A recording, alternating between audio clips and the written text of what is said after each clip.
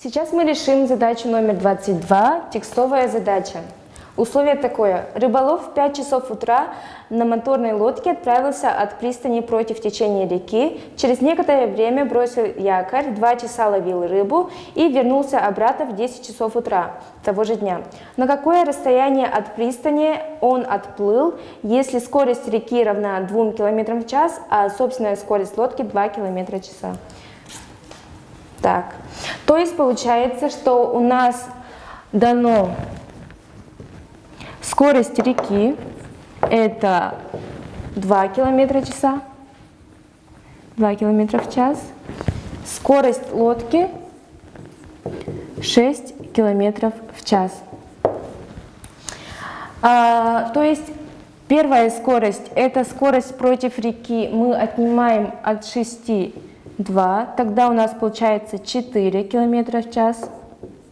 Вторая скорость – это скорость по течению реки. Мы к 6 прибавляем скорость реки. У нас получается 8 км в час. Теперь мы должны найти время. Время мы находим по тем данным, которые нам дали. То есть в 5 часов утра лодка отплывает, 2 часа она ловит рыбу и обратно возвращается в 10 часов утра того же дня. То есть от 10 мы отнимаем 5, и то время, на которое он ловил рыбу, отнимаем двойку. У нас получается 3 часа. То есть плыл он от точки А до точки Б и обратно 3 часа.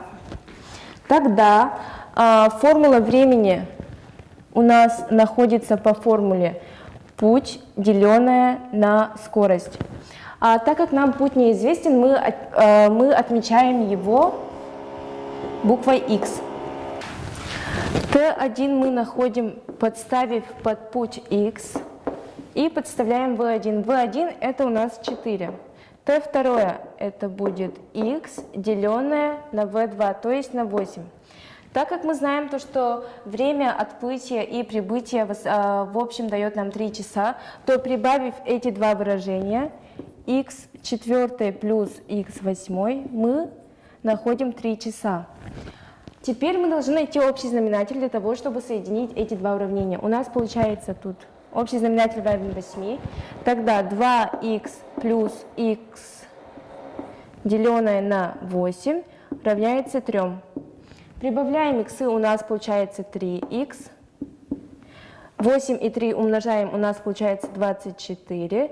Для нахождения х делим данное уравнение на 3. У нас получается х равно 8. То есть ответ у нас равен 8 километрам.